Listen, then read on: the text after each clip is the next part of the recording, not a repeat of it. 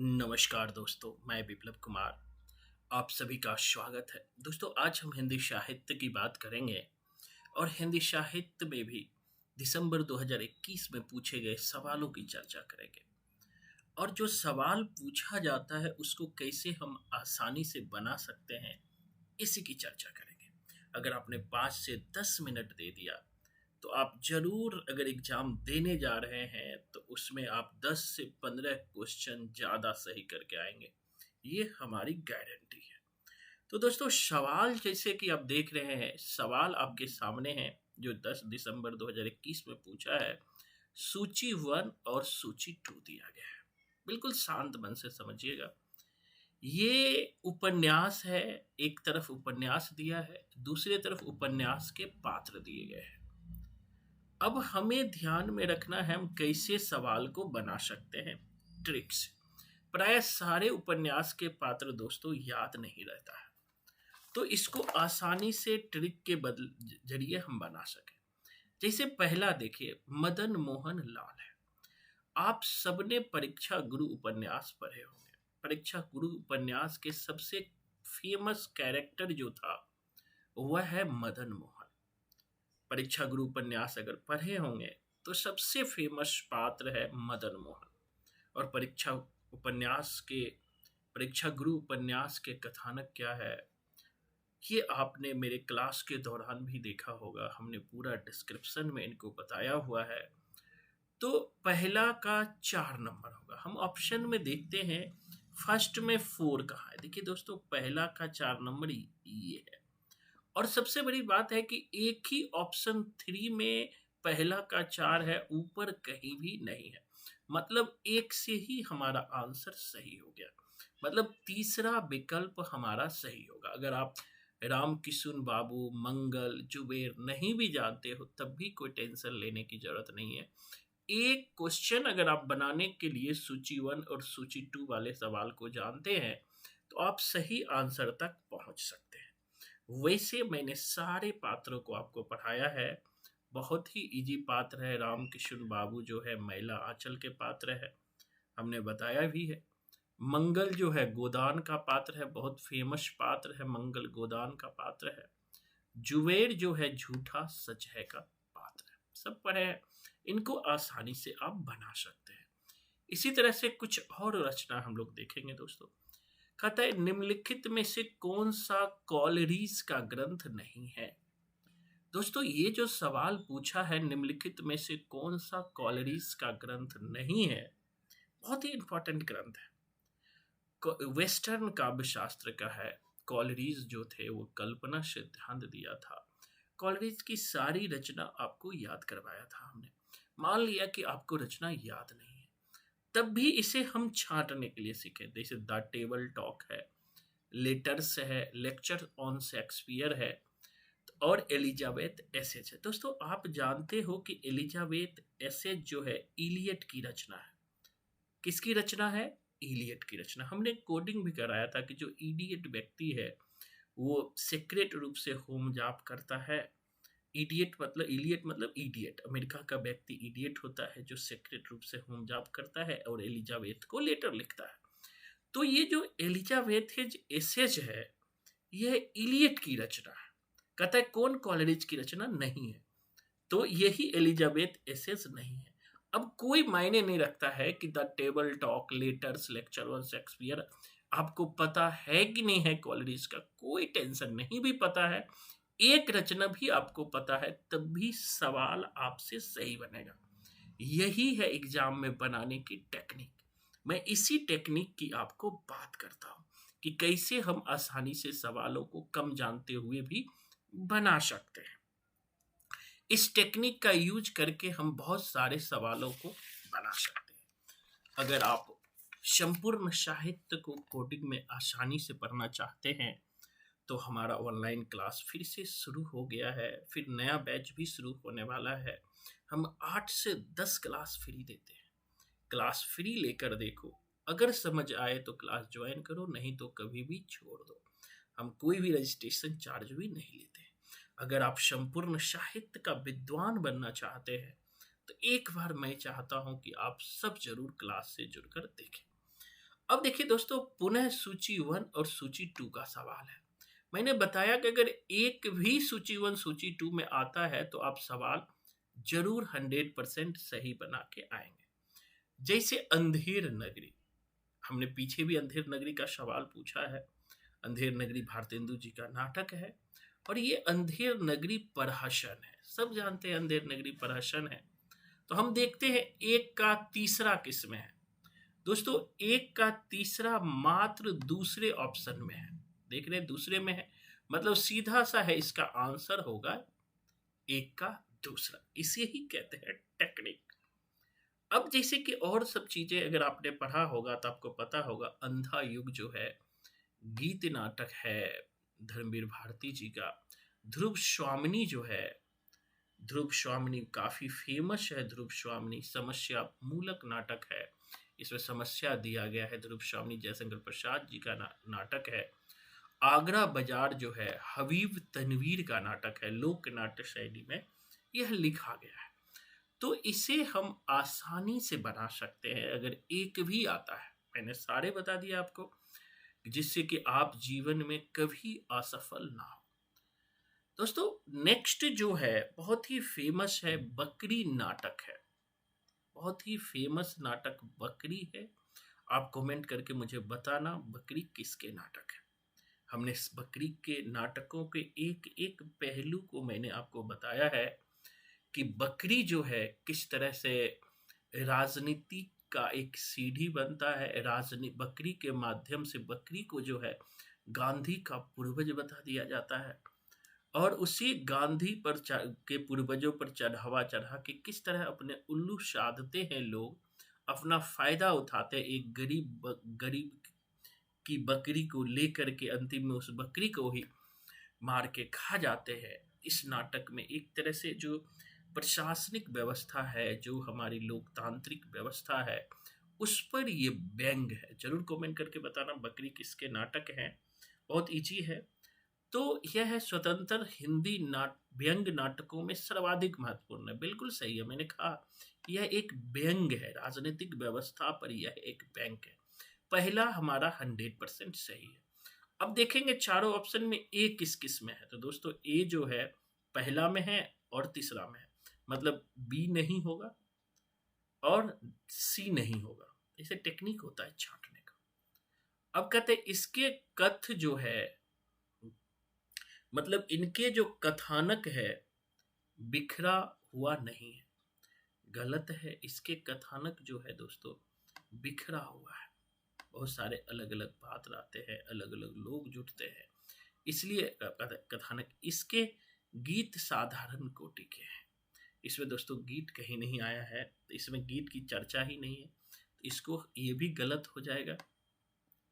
अब कहते हैं इसमें नौटंकी शैली का प्रयोग किया गया है। बिल्कुल सही है। जब नाटक पढ़ेंगे पूरा नौटंकी शैली का इस नाटक में प्रयोग हुआ है।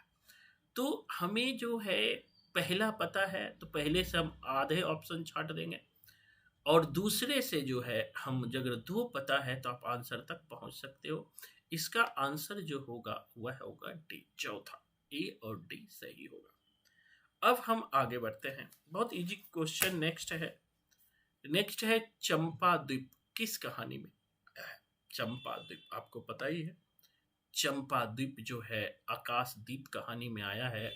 बहुत ही फेमस कहानी है आकाशदीप। इसमें जलदस्यु की कथा है। किस प्रकार से जो है जलदस्यु को मार करके पुनः ये एक नए द्वीप पर जाती है और वहाँ पर जो है आकाशदीप जलाती है। आपको कमेंट करके बताना है कि ये आकाशदीप कहानी किसका है। बहुत ही फेमस कहानीकार है और मैं बता दूं ये छायावादी दौर के कहानीकार है। ये शंकर सूर्य सुमित्रा महादेवी में से ही कोई है। तो आपको कमेंट करके जरूर बताना चंपा आकाशदीप कहानी किसकी है। वैसे मैं बता दूं चंपाद्वीप जो है कहानी जो है आकाशदीप में आया है। नेक्स्ट दोस्तों है पात्र पे बहुत सारे सवाल पूछते हैं। नेक्स्ट कुछ और सवाल को हम लेंगे। नेक्स्ट है बाणभट्ट की आत्मकथा उपन्यास के पात्र हैं। कौन पात्र है। आपको बाणभट्ट के सबसे फेमस पात्र तो आपको पता होगा सुचरिता। अगर बाणभट्ट का आत्मकथा उपन्यास जो है हजारी प्रसाद द्विवेदी का उपन्यास है, यह छठी सातवीं शताब्दी के ऐतिहासिक नाटकों के रूप में व्याख्यात है। इसी ऐतिहासिक चरण में लिया है। बाणभट्ट जो थे, जो अंतिम हिंदू सम्राट माने जाते हैं, हर्षवर्धन, हर्षवर्धन के दरबार में बाणभट्ट थे। तो उसी बाणभट्ट को आधार बनाकर, दरबारी कवि बाणभट्ट थे, उसी बाणभट्ट को आधार बनाकर उपन्यास बाणभट्ट की आत्मकथा लिखी गई है। तो सामान्य चीज हमें बाणभट्ट के आत्मकथा के बारे में कथानक जानना है।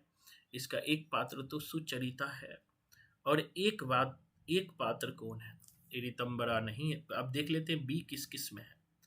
तो ना तो सी होगा ऑप्शन, क्योंकि इसमें बी नहीं है, ना डी होगा, या तो ए होगा या बी होगा। अब देखते हैं, एक से भी ऑप्शन हमारा बन जाएगा। पत्रलेखा बिल्कुल नहीं है, पत्रलेखा कहीं भी। तो पत्रलेखा नहीं है, मतलब सी वाले ऑप्शन भी नहीं है। मतलब 100% है कि ए आंसर होगा। ऐसे भी आप बना सकते हैं। रितंबरा भी नहीं है, तो इसे भी डी वाला छट गया है, ये नहीं है। तो क्या हो जाएगा? राजकुमारी चंद्र दीधति, राजकुमारी चंद्र दीधति। ये सब हम कैसे टेक्निक से पता कर लेते हैं? जब आप क्लास से जुड़ोगे तो हर टेक्निक की हम क्लास में चर्चा करते हैं कि किस तरह के सवाल पूछे जाते हैं, कैसे सवाल पूछे जाते हैं, और कैसे हम 100% तक सवाल बना सकते हैं। इन सारे टेक्निकों को हम आसानी से जान जाएंगे दोस्तों। इसी तरह एक दो और सवाल को हम लेंगे। नेक्स्ट है भारत दुर्दशा। भारतेंदु के बहुत ही फेमस नाटक है भारत दुर्दशा। दोस्तों, ये भारत दुर्दशा, भारतेंदु जी के बारे में जब भी हम चर्चा करते हैं तो एक बात आरंभ होती है, एक बात की शुरुआत बहुत ही इंपॉर्टेंट रूप से होता है, आप भी समझिएगा। भारतेंदु एक तरफ तो अंग्रेजी राज का समर्थन करते हुए दिखाई पड़ते हैं, एक तरफ राजभक्ति की बात करते हैं, दूसरी तरफ देशभक्ति की बात करते हैं। तो उनमें एक द्वंद्व पाया जाता है। उन द्वंद्व को जो है भारत दुर्दशा नाटक में भी दिखाया गया है कि भारत की क्यों दुर्दशा हो रही है भारत की। ये पूरे नाटक जो है उसी से संबंधित है कि भारत की दुर्दशा क्यों हो रही है। पहले हमने बताया था कि पहले तो हमने लिखाया था पहले ही लाइन में, भारत दुर्दशा यह एक राजनीतिक नाटक है। आपने पहले ही जगह पढ़ा है कि पहले ही जगह आपने पढ़ लिया कि यह एक जो है राजनीतिक नाटक है। यह जो है, इसको याद रखिएगा, बहुत धीरे मैं बता रहा हूं कि यह एक राजनीतिक नाटक है। शुरुआत में ही हमने नोट्स में लिखाया है, आप नोट्स को देखिएगा। तो हम देखेंगे कि सही उत्तर का चयन कैसे करेंगे, इसे भी देखना है। बी किस किस में है? तो हम देख रहे हैं बी 3 में है, तो मात्र इसमें डी कटेगा। दूसरा है कि यह एक विचार प्रधान नाटक है, बिल्कुल सही है, बी सी। इसलिए सही है दोस्तों कि भारत के जो दुर्दशा है उस दुर्दशा पर इस नाटक में विचार किया गया है, और पहली बार राजनीतिक चर्चा भी उसमें हुई है कि आखिर भारत की दुर्दशा क्यों हो रही है। उसकी चर्चा भारतेंदु जी ने एक राजनीतिक रूप से, एक तुलनात्मक रूप से किया है। तो ये दोनों चीजें हमने लिखाया था, ये दोनों सही होगा। अब हमें इसमें अंग्रेजी राज और भारत के विकास की बात की गई, बिल्कुल नहीं की गई। भारत का तो दुर्दशा हो रहा है, तो विकास कहां से होगा? तो हमारा आंसर बी और सी हो जाएगा। तो सवाल के अंदर तक जाना, आप लोग देख रहे हैं, साहित्य को एक बार बहुत ही डेप्थ में पढ़ने की जरूरत है, समझ के पढ़ने की जरूरत है, तभी आपसे और हमसे सवाल बनेंगे। अब ये ग्रंथ पूछा है दोस्तों, बहुत ही इंपॉर्टेंट ग्रंथ है, वेस्टर्न काव्य शास्त्र से पूछा गया है। हम लोग पूरा वेस्टर्न काव्य शास्त्र पढ़े हैं, प्लेटो से लेकर के अरस्तु, लॉन्जाइनस, जितने भी कॉलरिस, विलियम वर्ड्सवर्थ, ड्राइडेन, सबको पढ़े हैं दोस्तों। तो पहला है रिपब्लिक। अब देखो दोस्तों, इसको टेक्निक से हम कैसे बनाएंगे। मान लिया आपको नहीं भी आता है, तब भी आप बना सकते हो। हम जानते हैं कि रिपब्लिक, अभी एक में, रिपब्लिक किसकी रचना है? प्लेटो की रचना है। रिपब्लिक जो है प्लेटो की रचना है, और हमने कहा था कि प्लेटो जो है सबसे पहले हुए हैं। प्लेटो 5th सेंचुरी बीसी में हुए हैं प्लेटो। तो ये हमने कहा कि शुरुआत ही प्लेटो, सुकरात के बाद प्लेटो आते हैं। सुकरात की यहाँ एक भी रचना नहीं है, प्लेटो है पहले। तो पहले नंबर पर जो आएगा वो ए आएगा। अब देखेंगे पहले में कौन कौन में ए है, तो मात्र एक में ए है, मतलब पहले ऑप्शन में ही ए है। तो मतलब हमारा आंसर तो यही सही होगा। अब नीचे का पता नहीं भी है तब भी आप इसे बना सकते हो। इस टेक्निक को जब आप क्लास ज्वाइन करेंगे तो वहां पे इस टेक्निक को मैं डिस्क्रिप्शन में बताऊंगा कि मैंने अभी कैसे एक ही रचना से सही आंसर तक आ गया कि इसका पहला ऑप्शन होगा। क्योंकि प्लेटो जो है 5th सेंचुरी बीसी की है, तो उनकी रचना रिपब्लिक भी जो है 5th सेंचुरी बीसी के होंगे। और प्लेटो के बाद ही सारे वेस्टर्न काव्य शास्त्र के लेखक आते हैं, तो जो भी रचना आएंगे प्लेटो के बाद ही आएंगे। और चूंकि पहले ऑप्शन में एक में ही ए दिया गया है, सारे में बी है, सी है, डी है, तो स्वाभाविक सी बात है पहला ऑप्शन होगा। इसे और डिस्क्रिप्शन में समझने के लिए आप जरूर क्लास ज्वाइन करें। क्लास में इसको हम डिस्क्रिप्शन में बताएंगे कि नहीं आते हुए भी सवाल आप कैसे बना सकते हैं। एक बहुत ही इजी क्वेश्चन पूछा हुआ है नेक्स्ट, जो है लक्ष्मा। मैंने कहा था कि जितने भी सिलेबस में कहानी है उस सारे कहानी को टिप्स पे रखना है। अगर टिप्स पे रखते हैं तो सवाल आपसे बन जाता है। क्वेश्चन है लक्ष्मा कहानी का, लक्ष्मा किस कहानी के पात्र है? बहुत ही इजी है। कोसी का घटवार, बहुत ही फेमस रखना, शेखर जोशी का बहुत ही फेमस है कोसी का घटवार, बहुत ही फेमस है कोसी का घटवार कहानी। पुरस्कार भी फेमस है, पिता भी है और परिंदे भी है। तो उसमें जो है लक्ष्मा जो है, बेसिकली लक्ष्मा बहुत ही फेमस कहानी है। लक्ष्मा नायिका है जो विधवा हो जाती है, उनके एक बच्चे हैं, लेकिन फिर भी वो अपने प्रेमी से बाद में, जहाँ पे आप लोग गेहूं पिसाते हैं वहाँ बाद में जाती है लक्ष्मा।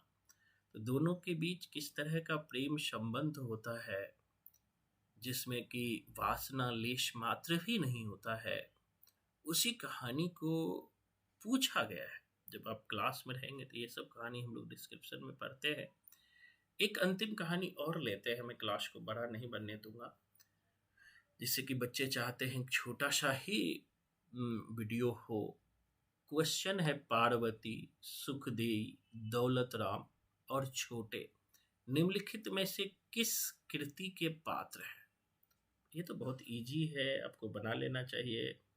ठीक है, पार्वती, सुखदोई, दौलत राम, सुखदेई, दौलत राम, सब पढ़े हो। देवरानी जेठानी की कहानी, बेसिकली ये उपन्यास है देवरानी जेठानी की कहानी। पंडित गौरी दत्त का बहुत ही फेमस उपन्यास है देवरानी जेठानी की कहानी। उसी में जो पात्र आया है पार्वती, सुखदेई, दौलत राम और छोटे। बेसिकली देवरानी जेठानी की जो कहानी है बहुत ही फेमस है। फेमस इस दृष्टिकोण से है कि इसमें मेरठ के आसपास के बनिया की जिंदगी की कहानी को उठाया गया है। बनियों के जीवन में क्या होता है, उसका क्या विस्तार होता है, बनिया में किन किन परंपराओं को अपनाया जाता है, शादी ब्याह में किस तरह खर्च किया जाता है, और देवरानी और जेठानी में किस तरह झगड़ा होता है। एक जो है तेज ही तेज है, दूसरी मूर्ख ही मूर्ख है, दोनों भाई में कैसे झगड़ा होता है, इनमें सबकी चर्चा जो है देवरानी जेठानी की कहानी उपन्यास में है। तो आज के लिए इतना ही। नेक्स्ट क्लास में और पिछले 10 साल के प्रश्नों को मैं डिस्क्रिप्टिव में बताने का प्रयास करूंगा। अगर आप पहली बार वीडियो देख रहे हो तो जरूर हमारे चैनल को सब्सक्राइब कर देना, और घंटी राइट पे होता है बेल आइकॉन, उसे भी प्रेस कर देना, जिससे कि हर वीडियो जो भी मैं डालता हूँ वो सबसे पहले आपको मिले और आप देख करके अधिक से अधिक फायदा उठा सकें। अगर आप एग्जाम के बाद क्लास से भी जुड़ना चाहते हो, खासकर टीजीटी, पीजीटी, पीआरटी, बहुत सारे बच्चों का मेरे पास कॉल ही आता है कि सर आप नेट का ही कराते हो, पीजीटी का नहीं कराते हो। तो बिल्कुल हमारे यहाँ हर चीज़ की क्लास होती है, टीजीटी की भी, पीजीटी की भी, पीआरटी की भी, यूजीसी नेट जीआरएफ की भी, हिस्ट्री के भी। तो आप किसी में भी क्लास लेकर देख सकते हैं। और सबसे बड़ी बात है कि हम लिखित गारंटी देते हैं रिजल्ट की। अगर आप हमारे क्लास से जुड़ते हो तो रिजल्ट की लिखित गारंटी होगी और 6 महीने के अंदर आपकी नौकरी पक्की है, ये भी गारंटी दी जाती है। तो आज के लिए इतना ही। धन्यवाद। जय हिंद। जय